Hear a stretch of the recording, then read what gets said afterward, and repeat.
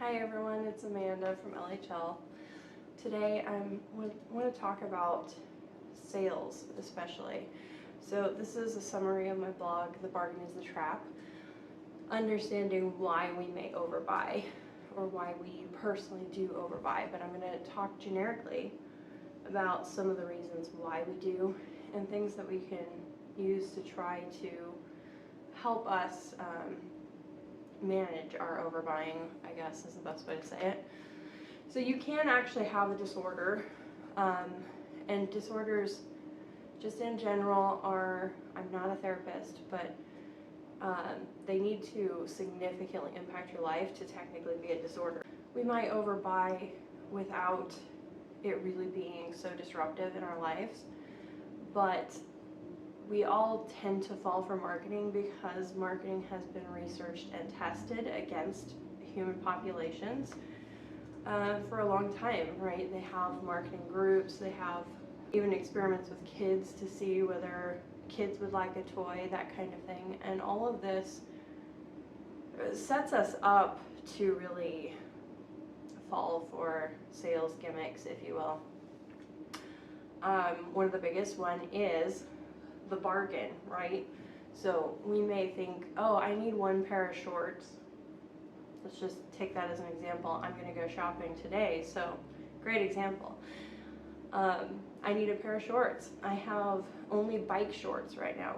Oh, and one pair of kind of cargo shorts. And I'm about to go on vacation, so I would like at least one more pair of shorts. One more option to wear in the summer, the hot heat of the summer. And there's a sale going on. And one of the things that would get us the most is a BOGO, for instance, right? If I only literally need one pair of shorts, they're getting me to spend more by getting two pairs of shorts, even though it's less than if I needed two pairs of shorts. Because I only need one pair of shorts, they're causing me to spend extra by encouraging me to, oh, what a deal you've got. But I was only going to spend $20, right? And now I would have to spend $30 to get two pairs of shorts. Sometimes it makes sense, but if we keep falling for this over and over again, you see the sales sticker, it's not good for our bottom line. We actually end up spending more. That's one of the things we really want to watch is these marketing ploys and then test them against our own thought process. What is it that makes me want to buy two pairs of shorts rather than one pair of shorts? Is it just the sale? Or could I actually use two pairs but I couldn't afford it, $40 before, and $30 is a good deal for me. So that's one of the things that we can do. And it all comes down to testing whether the assumptions we're making about the products are real. Or is this marketing that's making me want to buy? And one of the questions you want to ask yourself is, why do I need this or want this? Why do I think I need or want this? And then, for instance, my case, right, with the shorts, I only have one pair of shorts and they are high cotton. They are really too warm in the hot of the summer. So I would like to get a linen or a poly blend that won't absorb moisture. That's what I want for a pair of shorts. And it's important that I know that going in so I don't buy more cotton shorts, right? The next thing is, how many do I need?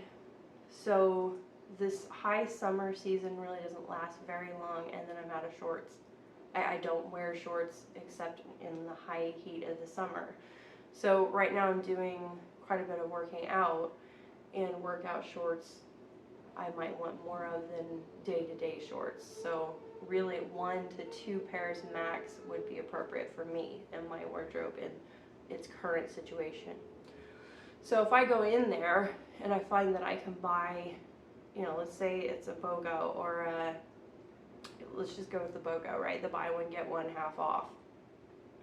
And I go in there and there's 6 different colors. Well, I then would be spending, what is it? So it'd be like 30 times 3, right? So I'd be spending $90 if I went and got every color, one of every color. And I don't need one of every color. You might get from my videos that I have a pretty bland wardrobe color-wise. I have a blush pink that I wear. It's good on my skin tone, looks nice. And otherwise I'm in the gray tones, right? From anywhere from black to white and in between. This is actually kind of a navy blue, but it ends up working with my blacks. So my wardrobe colors are just really quite bland. I don't need to add a purple. If I did add a purple, though, it wouldn't hurt anything because my tops are all neutral, black, white, or gray. So I could easily fall trapped to that, going, oh, these are fun colors. I want to get one of every color, but I don't need to. I just needed, what, 2 max, right? So picking the most versatile color for my wardrobe would be the most efficient way to go.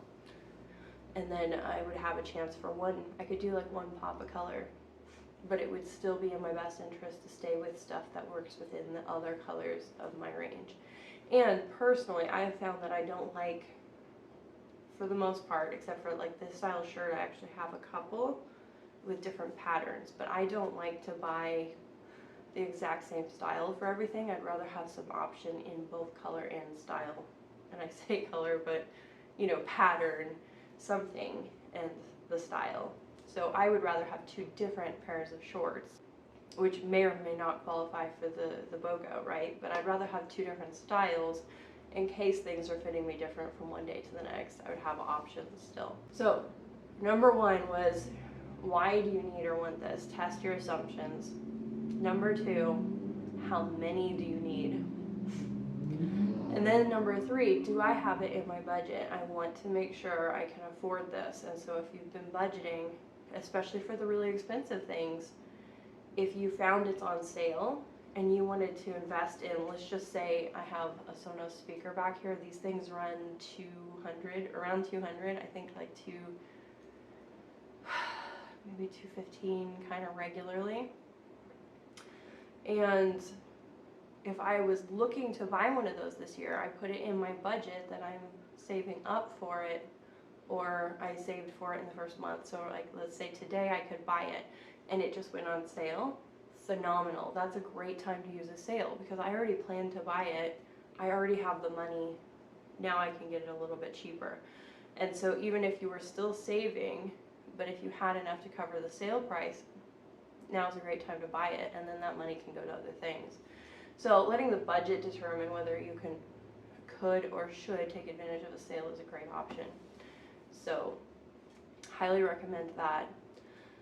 For instance, I have about $20 in my clothing budget every month, and then I just drop it into a sinking fund. And so it's sitting around $220. I've got stuff, obviously, I'm returning some items, and so if some of that money is in transition back and forth, and I'm going to lose a little bit for shipping. So we'll see what that ends up being, but I definitely have enough to go buy $30 worth of shorts right now, right? We're good. It's in budget. So letting your budget determine things is a great tip. So that's number 3.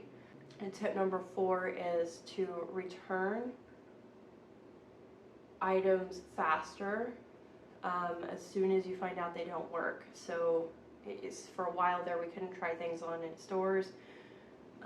I think most stores have undone that now, that you can try things on in store, but maybe you had to buy it online and you hadn't had a chance to try it on. Well, as soon as you find out it doesn't fit, you need to return it so that you make sure to get your money back and not have that item laying around, because that item will definitely build clutter. Number 5 goes along with budgeting, so that is doing more research on the items you want to buy. Do the research to know if it's the right fit for you to purchase that item in your budget, and that's what I like about using the budget to determine whether you can buy. Sometimes that doesn't work with like fast fashion. It's kind of hard because they'll change the whole season on you, so you just have to have a rough idea of what you want. And that's where the returning comes in handy. So number 5 though is to do more research on the item you want and just be a little more sure. It also gives you a little bit of time to realize, oh, I don't actually need that much, or I'd rather have this thing. So some of the reasons why we might overshop. It really is, you know, we do have to shop for need, and we wear out clothes, we need to replace clothes, we eat our food, we need more food. There are a lot of things that are shopping for need, but then there are also a lot of things that we shop as a coping mechanism. So you might shop because you're happy, you might shop because you're sad, you might shop because you're bored, right? Boredom's another one. And a lot of times we'll find ourselves online shopping, or at least window shopping, online, windows shopping. We'll shop online or window shop because we're bored, and if you can resist buying, this isn't a terrible coping mechanism. It's fine to spend a little bit of time in a store, but if it becomes disruptive, sometimes we're shopping because we're lonely. You know, maybe we wanted to hang out with friends, but nobody was available, and so we go shopping by ourselves. It's not bad if you need to go shopping. It's not bad if you can resist buying stuff just to make yourself feel better. But if you find yourself, you know, disappointed by somebody and then you go shopping, this isn't healthy. Sometimes people will shop, and the best I can describe it is like a desire to matter to somebody else, and so they'll shop for or with somebody else in mind. It might be a grandparent for a grandchild going, oh, they would really love this. And sometimes they might be thinking, oh, we could play with it together at my house. Or they're thinking, oh, I'll just give this to them. They'll love it. It'll be wonderful. And it maybe is unwanted even. But we have this desire to make our kids or grandkids happy. And so by them being happy about a thing we bought, we feel that we matter. And so that's a little harder to tease out, but it's something you want to keep in mind is, are you doing this purely to feel like somebody's showing you love, and instead of it being a more genuine relationship? Not to say that you can't have both, you can, but if it's only to feel some sort of connection for a split second, this is something you really want to look into. Figure out your deeper reasons. So this is not to shame anybody. I definitely think throughout life, probably every single person will go through a phase where they're shopping for all the wrong reasons. They're buying things for all the wrong reasons, or they're just not doing the research, and then they get caught up in things and they find it too much of a hassle to return items. And I literally just did 3 returns with prepackaged labels, and that only took maybe 5 minutes. So I mean, there's a lot of tape involved, there's printing involved, my printer ran out of paper, so you know, a couple of delays, but it really didn't take very long, and now I have 2 packages ready to get dropped off with USPS to return these items that I wasn't able to try on before because I had to buy them online, and I'm just not satisfied with them. They do not meet the needs that I needed those things for. So that's a great way to kind of help set these obstacles in your mind so that you're not just click, buy. You know, if you know you can't return things, it gives you another obstacle. Go, oh, I won't return it. It'll be one more thing in a pile. So I hope this advice has helped you. I hope you can put some tools into use. And if you find yourself really doing this at a destructive level, I highly recommend you seek professional help. It doesn't hurt to see a therapist and see whether they've got some tools you can put into place. Some people do shop compulsively, and they don't know. Some of them don't even know they're doing it. Like, I actually, during Christmas, shopped in my sleep because I take Ambien, and I bought some stuff in my sleep that I regretted and was very scared over for a couple of weeks.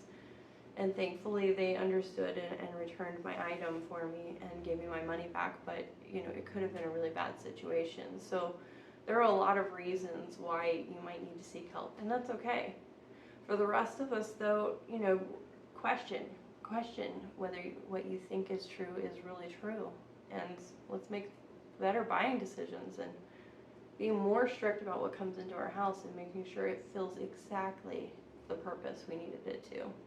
Alright, thank you. Check out some other videos on the top reason that you might be overwhelmed with clutter, as well as I have 2 skills that you can develop to stop procrastination clutter.